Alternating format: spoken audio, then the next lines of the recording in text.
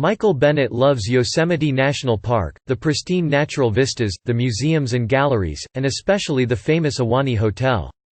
But after the 69-year-old visited the park earlier this month, he and his partner began feeling violently ill, he told the San Francisco Chronicle.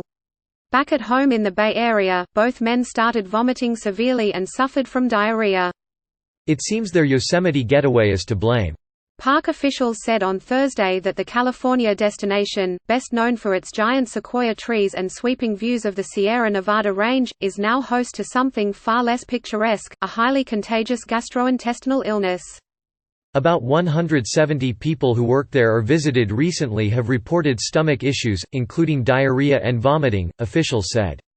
The outbreak has hit every part of the Yosemite Valley, a central tourist area home to hotels, shops and most of the park's infrastructure. 2 of the cases have been confirmed as norovirus, an aggressive bug that can spread through direct contact with an infected person, contaminated food, drinks or objects and even airborne transmission. The overwhelming majority of other cases are consistent with the virus, officials said.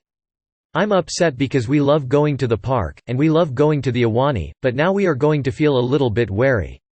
Bennett said. It's kind of disgusting to think that somebody who didn't wash their hands may have passed on the virus. Norovirus outbreaks, most common in crowded environments like schools and hospitals, have previously been documented at the Pyeongchang Winter Olympics and aboard a cruise ship in the Caribbean, where 332 people got sick, for example. Those suffering from the virus typically develop symptoms between 12 to 48 hours after exposure and start to recover within 1 to 3 days. Most of the Yosemite cases were reported around the first week of the year, officials said, with a significant decrease since then. We're hopeful that we're on the downward cycle of it, Scott Gederman, a park spokesperson, told the Chronicle. But it will be difficult to identify the cause of the outbreak, he said. Gederman did not immediately respond to a request for comment from The Washington Post. Since at least late last week, the National Park Service has been working with federal and state public health officials to contain the outbreak by inspecting and disinfecting restaurants, hotel rooms and other facilities within the park. By then, least a dozen people inside the park had reported gastrointestinal problems. Yet Kathleen Morse, 45, told the Chronicle that no one had informed her about the outbreak and that she had to call 3 times to report her and her husband's illnesses to management at the Ahwahnee. The couple had celebrated their 12th wedding anniversary at the upscale hotel and ventured out for lunch at the nearby Yosemite Lodge, where she noted the bathrooms did not have hand sanitizer. The Ahwahnee, where rooms at the foot of Half Dome can cost upward of $1,000 a night, has been plagued by other problems in recent months.